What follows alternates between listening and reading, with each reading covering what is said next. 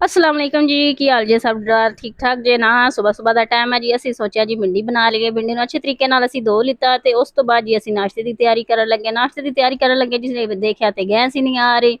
असी सोचा जी बाकी सारा समान बना ले मंगा लेने आ जी। जी असी इमरान साहब के झोले च कड्डे पैसे पैसे कढ़ के असी माणन भेज छड़िया दुध लैन।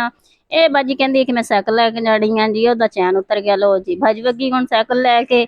उस तो बाद जी देखा लफंगा साडा घर आ गया। सानू घरों बहुत कम ही लभदा। इन्हें कढ़िया जी जूस शरबत।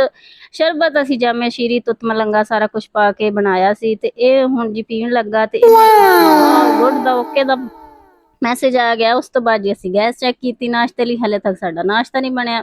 इमरान साहब ने जुम्मे की तैयारी करनी सी जी। ए वेखो दी शर्ट पाट गई जंग पहले ही लगा। असी की करिए माड़े गरीब है जी। असी इस्त्री का कपड़ा बना लिता।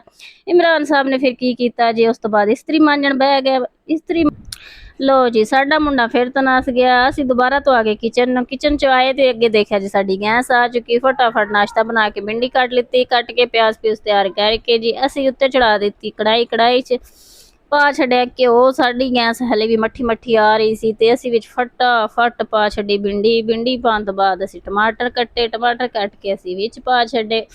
ਇਹ ਜੀ ਵੇਖੋ ਅਸੀਂ ਹੁਣ 10 ਮਿੰਟ ਤੱਕ ਅਸੀਂ ਅੱਛੇ ਤਰੀਕੇ ਨਾਲ ਇਹਨੂੰ ਭੁੰਨਾਂਗੇ। ਤੁਸੀਂ ਕਿਸ ਤਰ੍ਹਾਂ ਬਣਾਉਂਦੇ ਜੇ ਕਮੈਂਟ ਦੇ ਵਿੱਚ ਲਾਜ਼ਮੀ ਦੱਸਿਓ। ਸਾਡਾ ਮਸਾਲਾ ਪਿਆਰਾ ਜਿਹਾ ਮਜ਼ੇ ਦਾ ਹੋ ਗਿਆ ਤਿਆਰ।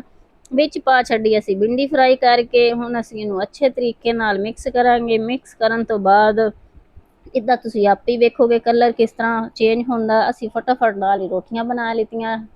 भिंडी असी दम ते रख छड़ी। रोटियां साडियां तैयार हो गई। हांडी भी साडी तैयार हो गई। इनू हुण असी देखांगे कि जिदा प्लेट तैयार करके दिखावांगे जी किस तरह बनी साडी भिंडी।